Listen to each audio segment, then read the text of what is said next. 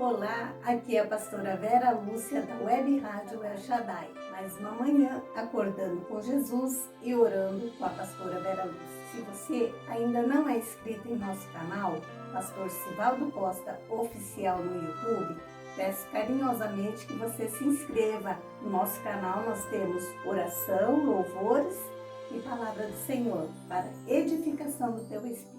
Lá no livro de Salmos 66, versículo 8, está escrito: bendigam o nosso Deus, ó povos, façam ressoar o som do seu louvor. Vamos orar? Vamos falar com Deus? Feche os seus olhos e eleve o seu pensamento ao Pai. Amado Deus, mais uma manhã estamos aqui na Tua presença, Senhor. Queremos bendizer o Teu santo nome. Queremos exaltar e glorificar a Ti por Tuas bênçãos, por Tuas promessas sendo cumpridas em nossas vidas, Senhor. Muito obrigada, Deus, por tudo que o Senhor tem feito e permitido que aconteça. Pedimos que o Senhor esteja abençoando esta pessoa que está orando comigo. Que o Senhor realize os sonhos e os desejos do coração dela, Senhor. Que o Senhor possa estar revelando a ela o Teu querer, o Teu plano e o Teu propósito, Pai. Para que ela não fique perdida, para que ela não fique sem direção, Senhor.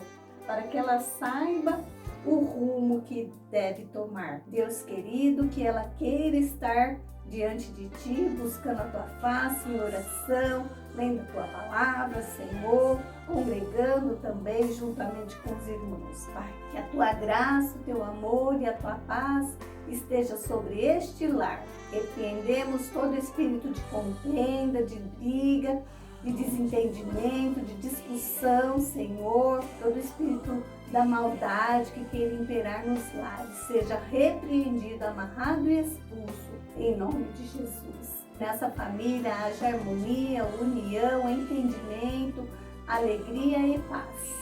Que eles possam servir a Ti verdadeiramente com muita alegria. Coloca um novo cântico nos Teus lábios. Possam louvar e exaltar a Ti em todos os momentos. Realiza o sonho que já estão adormecidos, esquecidos, engavetados, Pai.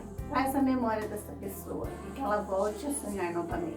Porque o Senhor ainda realiza sonhos. O Senhor é o mesmo, o Senhor não mudou. O Senhor basta uma palavra sua e acontecerá.